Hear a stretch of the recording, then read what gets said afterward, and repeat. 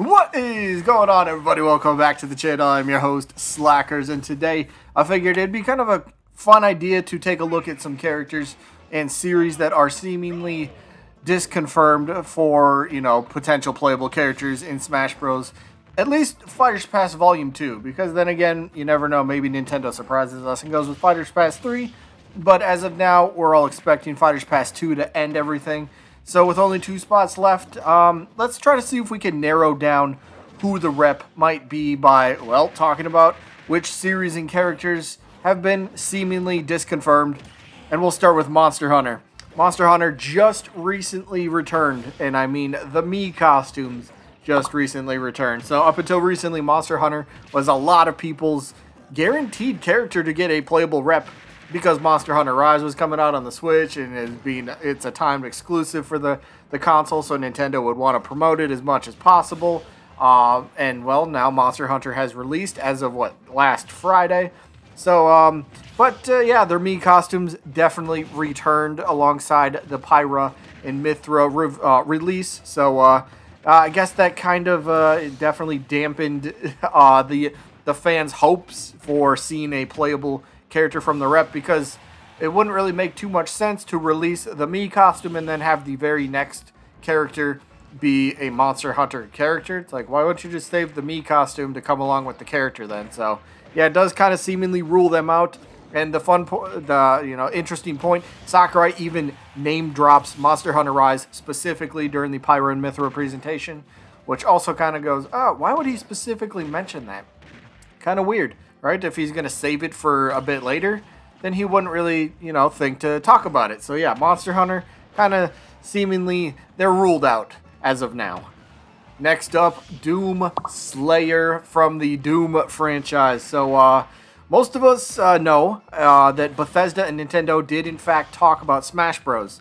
At least according to the director of the Doom games, where he is quoted here as saying, the idea was actually thrown around, but nothing serious came of those talks. So, with nothing really materializing, at least so far, for Smash Bros., it's not looking good for Doomslayer, right? You got somebody who would be in on the know for Doomslayer coming to Smash Bros., and he's pretty much saying, yeah, we talked about it, but nothing really came of it. And let's also not forget the Vault Boy, the random Vault Boy Mii costume that released.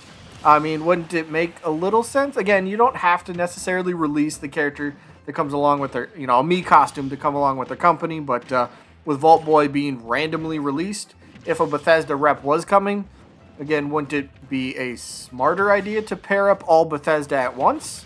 Just an idea, but maybe somebody might disagree with that, and that is totally fine. But, so with the Doom director publicly stating that talks happened with Nintendo, it's kind of pretty much, it's pretty much guaranteed that, this idea was, it's kind of shot down. Doomslayer is not going to happen. The Slayer in Smash Bros., he just might be better left thinking, maybe next time. Now, Dr. Eggman has been a big vocal point in the Smash community for quite a number of months now. Specifically, right after Sephiroth was revealed to be playable, most of the Smash community went into a frenzy and figured that, more villains have to be coming. Because, we got one, so that means even more are on the way. And I'm a big fan of villains. I would love more. Don't get me wrong. I want to see more villains, but I'm not going to say, yep, guaranteed to happen. So, Eggman's popularity in the Smash community started to rise up a bit, and he's been front and center for the next possible villain to be in Smash Ultimate. Well, this actually led Eggman's voice actor to tweet this out. He basically tweets something along the lines of, I don't like talking about stuff that I'm not in. And since he's actually responding to fans asking him about this, and he's actually mentioning this, it doesn't give the greatest idea. It doesn't give you the greatest feeling or the greatest hope for Eggman to come in, because if the voice actor's like, look, I'm kind of tired of getting asked about this, it's not going to happen. I mean, he doesn't flat out say it's not going to happen, but the way he words it and the body language and just all that stuff really kind of seems like, all right, Eggman, while he might have just recently come into the very big popularity in terms of speculation, maybe he was actually never truly considered for Smash Bros. DLC. Now, moving on, I'm going to talk about a bunch of spirit events because now, as we all know, there are a bunch of series that have received spirits events during Smash Ultimate's DLC cycle, so post-launch.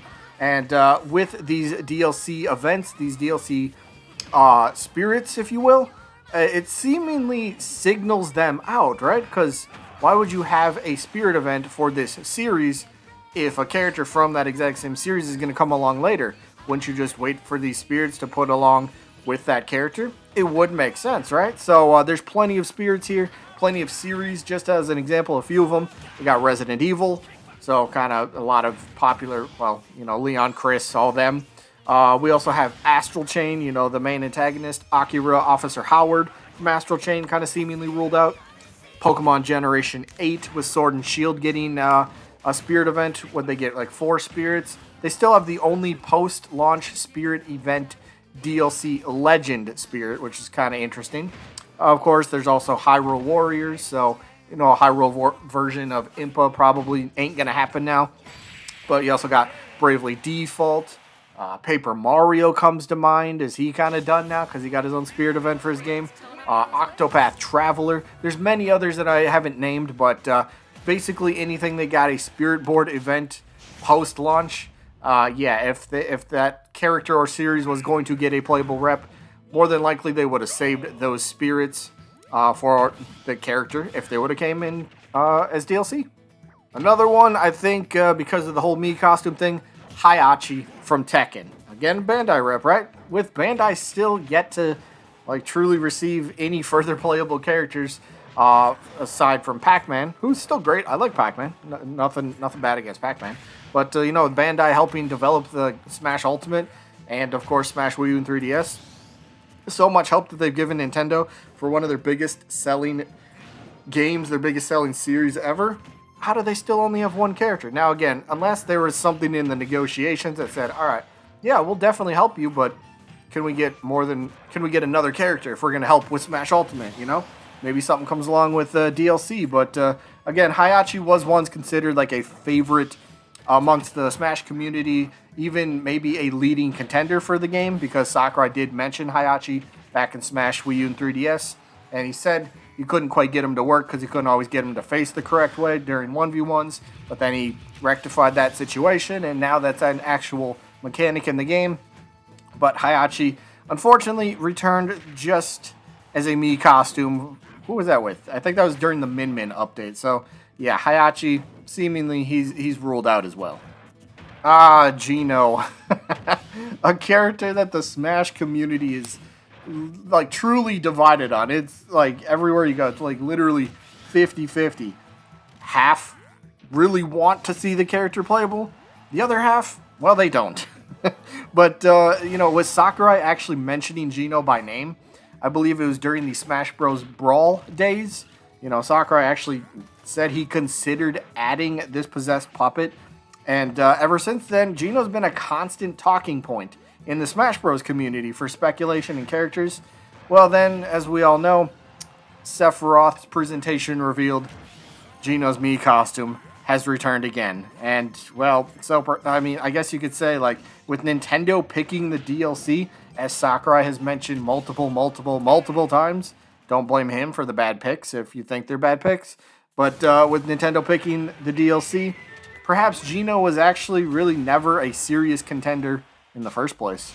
And Ryu Hayabusa, this one's actually a very recent one. We covered this last week in its own video, but of course we'll mention it here. So this one is kind of, it's a bit strange because Team Ninja's Fumihiko Yasuda claims that he's actually still waiting for the invitation.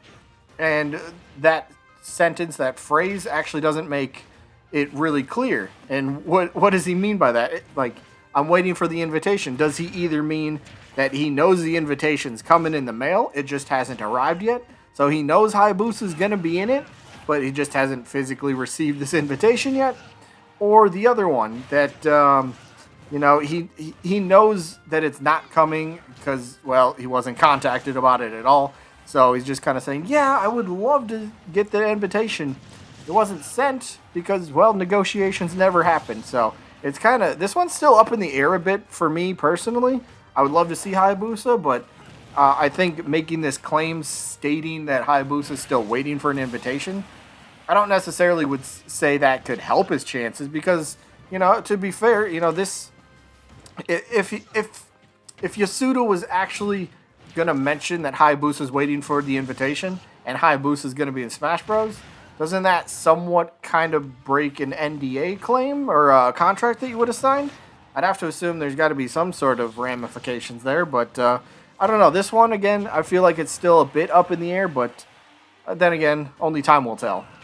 And now let's talk about a game called Hades, which the main protagonist, I believe his name is Zagreus. I think that's how you pronounce it. But a game called Hades, which actually released September of 2020, so less than a year ago, and it actually became a finalist for Game of the Year. So the only thing going against this, well, actually, there might be a couple, but the timing of the release of the Hades game and the popularity for the game, well, it kind of seems to have come way too late for it to even have been considered to be, considered for Smash Bros., right? When we all know that Fighters Pass Volume 2 was decided long before Hades was even a thought for Smash Bros.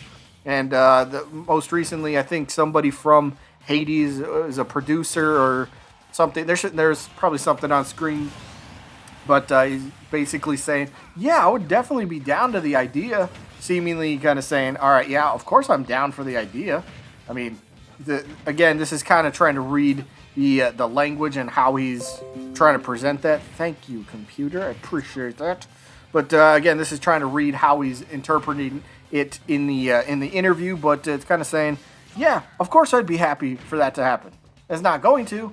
And then again, combined, like I said, with the game releasing in 2020, long after the Fighters Pass Volume 2 had already been decided. Yeah, this isn't looking too good for the main protagonist from the Hades games. And that's going to be it for this one. If I missed out on any other character or series that has any actual concrete proof of disconfirming a character or series, please let me know down in the comments, and maybe we make a follow-up video on this. But again, it's not just, well, you know, I think Dante's disconfirmed because I don't like him. That's not how that works. But if you have anything that that you feel that I missed that I should probably cover, let me know in the comments. But either way, that is going to be it for this one. Hope you guys enjoyed, as always. And I guess I'll see you when I'm looking at you.